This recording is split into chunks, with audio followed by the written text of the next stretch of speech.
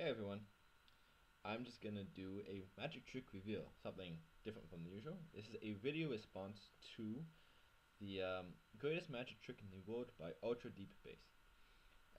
I'm not gonna do the actual trick itself, so if you want to see it, it might clarify things for you. He does a good job of doing it, so I'm gonna leave a link in the description to that video, and I'm gonna leave a video response. Leave this video as a video response to that video.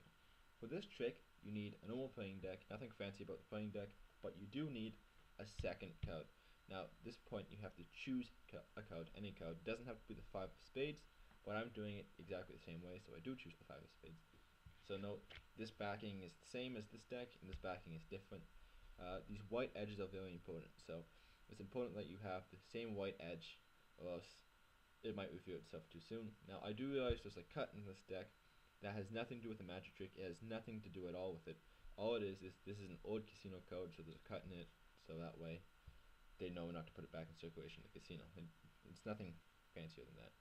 So now what we want to do is we want to put the 5 of spades second from the bottom, the 5 of spades of the normal backed card, the second from the bottom, and the 5 of spades from the other deck right at the bottom. And we just slide the cards out, and you tell the audience member to pick a card, any card, and note that your card is hidden at the bottom of the deck.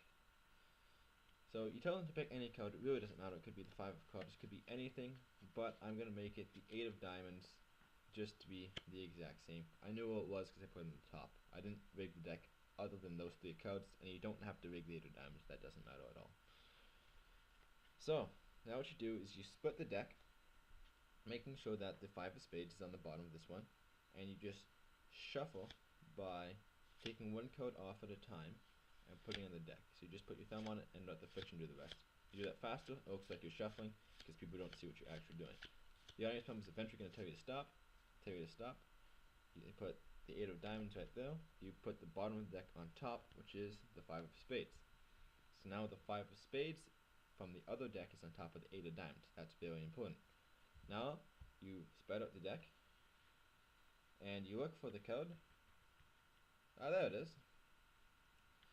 So what you do now is you split it into 2 piles. You take this section and put it over here, and you take this section, and we'll come back to that later, but note that the 5 of spades from the normal deck is at the bottom of this pile. That becomes important for the rest of the trick.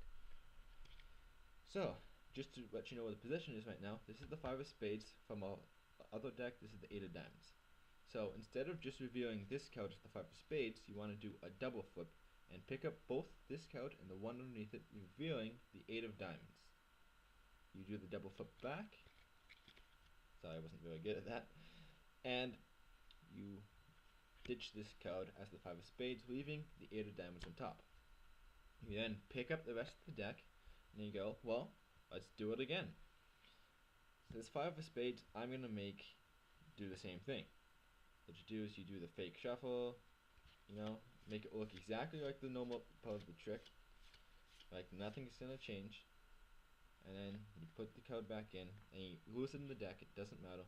You spread, you pretend to look for a different card, but you know there's not one in sight, so you go, well, there was one blue card, there it is.